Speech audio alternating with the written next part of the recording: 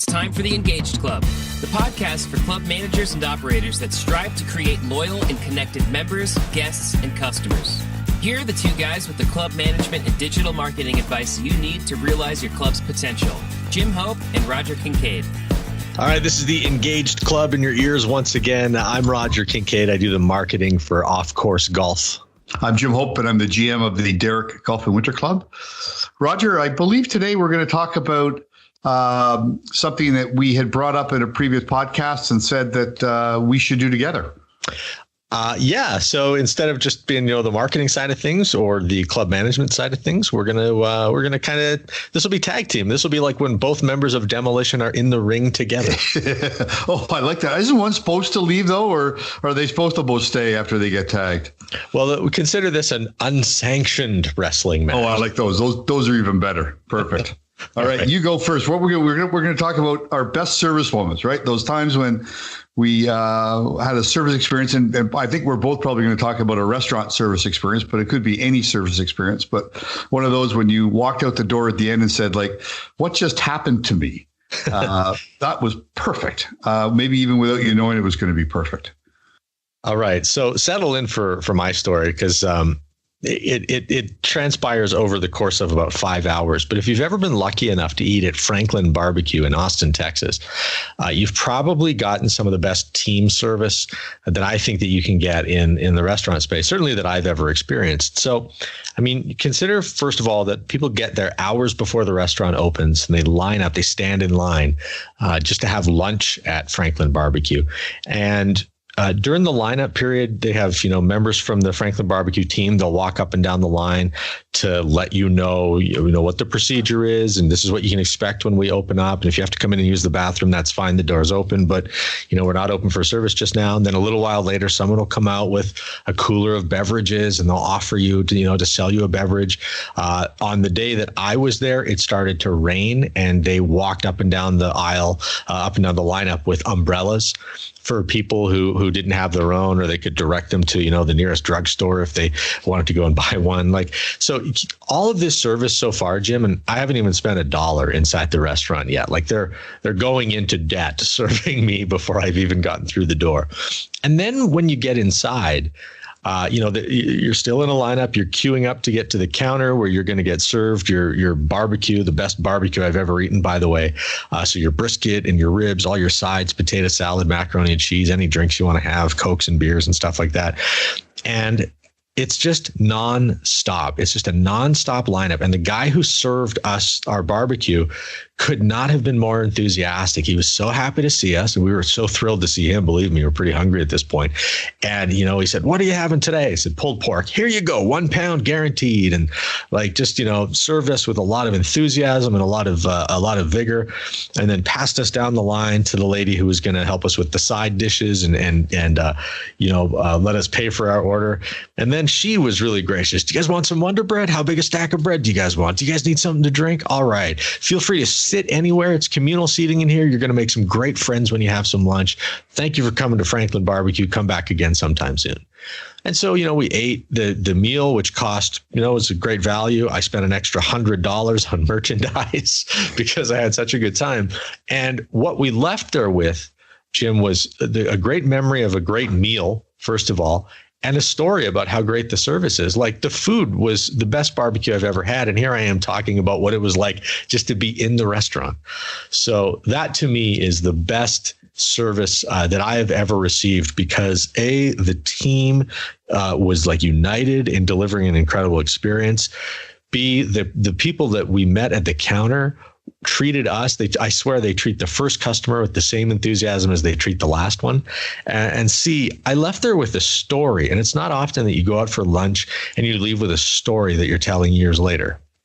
So why do you think that was, Rod? Do you think that these were all enthusiastic barbecue people as well, and they knew they were selling a wonderful product, and they knew that this was an experience that, well, first off, you waited in line to get in the door, so they know that you wanted to be there. They knew they were going to serve you some great barbecue, and you were going to enjoy it, and that was a destination for you. But what was your thoughts as to why they were so good at what they did?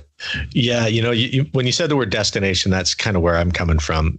The fellow that owns the restaurant, Franklin Barbecue, Aaron Franklin, he's an award-winning chef, which is impressive for someone who, cooks on barbecues.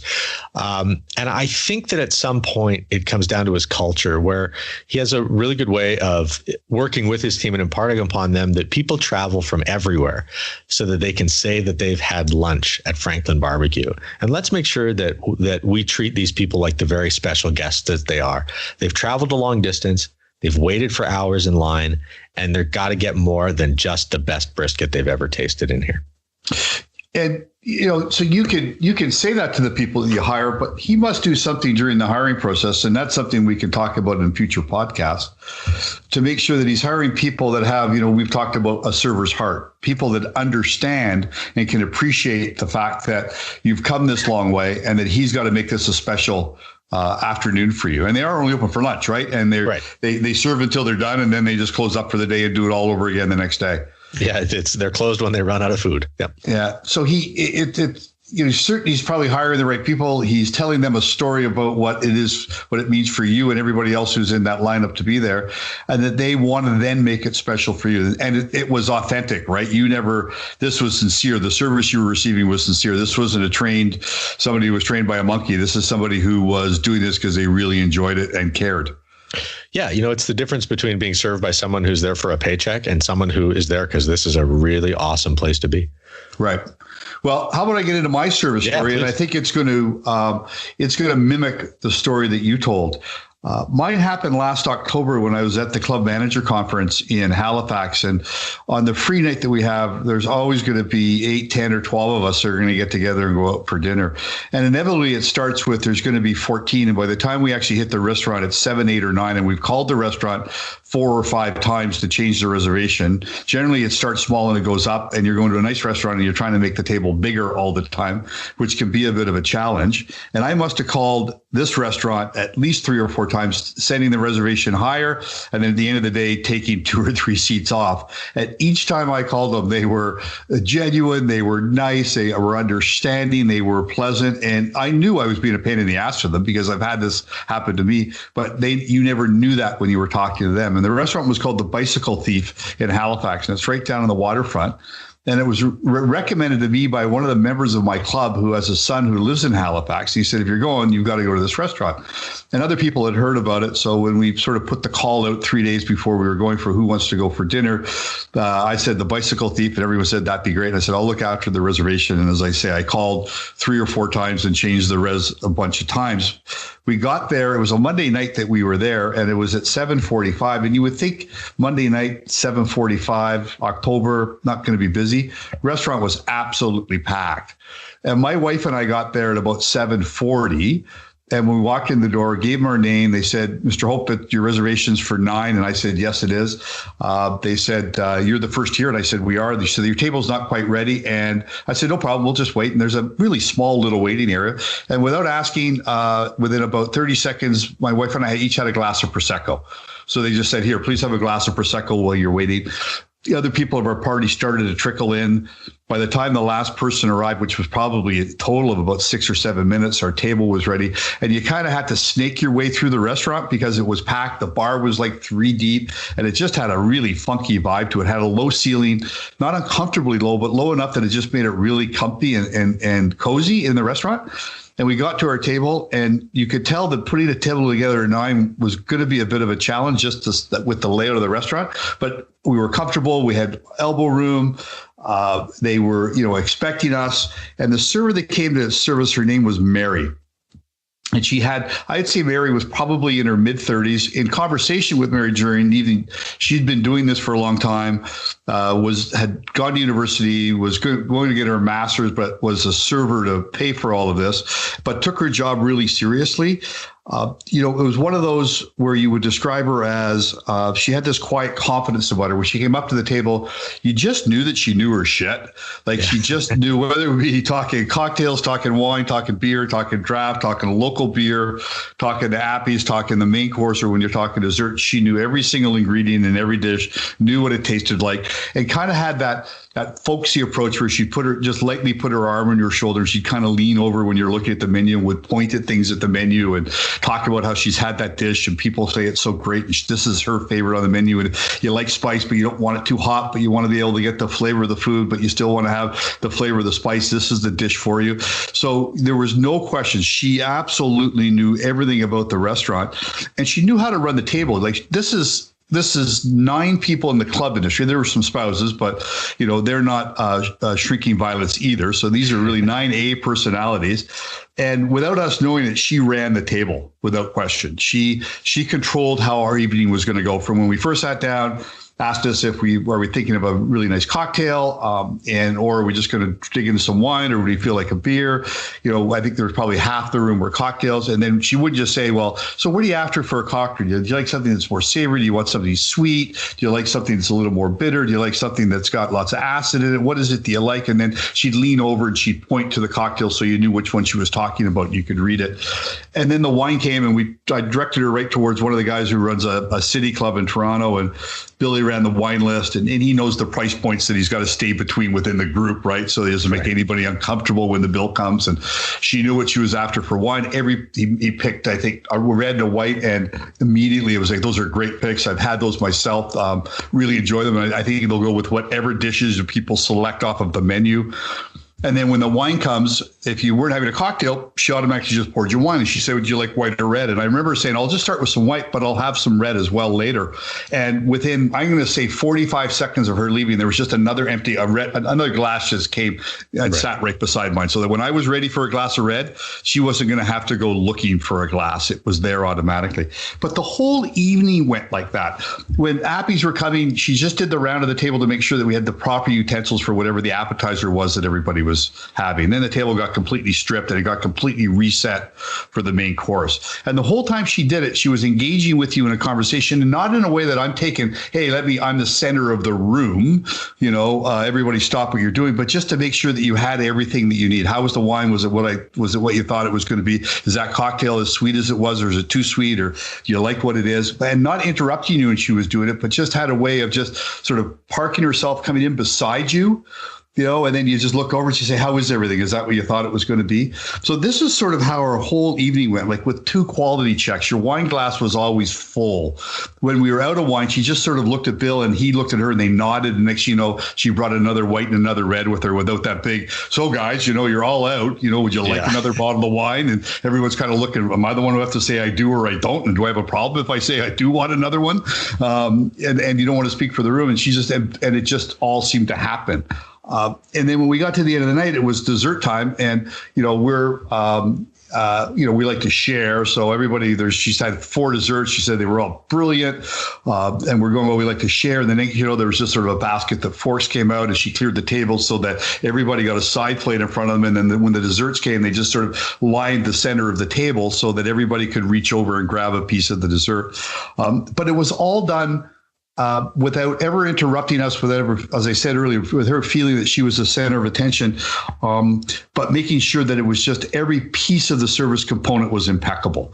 And she was there all the time, but she wasn't obtrusive with her presence at your table. And when dinner service came, so there's 9 of us, service came, there were 4 staff members, her being one, Mary being one. And so everybody had 2 plates. I think she had 3, or there was 5, and one person had 1. And it was just almost like a military style of service where also all plates came down immediately. There was no auction as to who was getting the lamb. It was you knew who was getting the lamb. And it was interesting when they had the 2 plates, the way that they had picked the plates up off the line in the kitchen was such that when they put them down in front of you, the protein was in front of you. They didn't have to spin the plate in front of you to get the protein in front. It was automatically there. So that's a standard that they would have at their restaurant because everybody was doing it. It wasn't just like Mary did. But I think it spoke to the fact that this was the expectation you're going to have when you went to the Bicycle Thief. for dinner.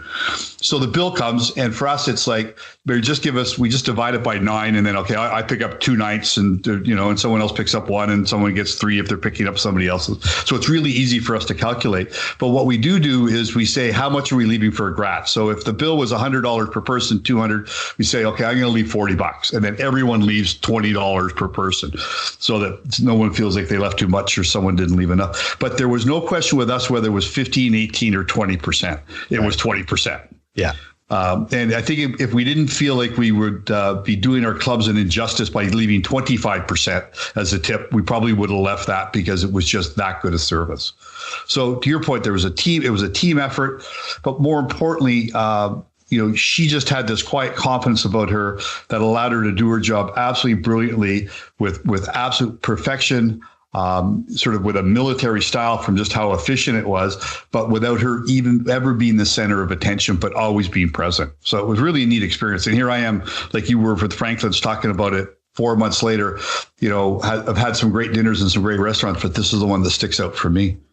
Yeah, that sounds like an amazing night. And the thing that I'm picking up from it too is that you described that almost military level of service, that fine dining way that the plate comes down in front of you, and the protein is facing you, and all of those little details that go into an impeccable evening.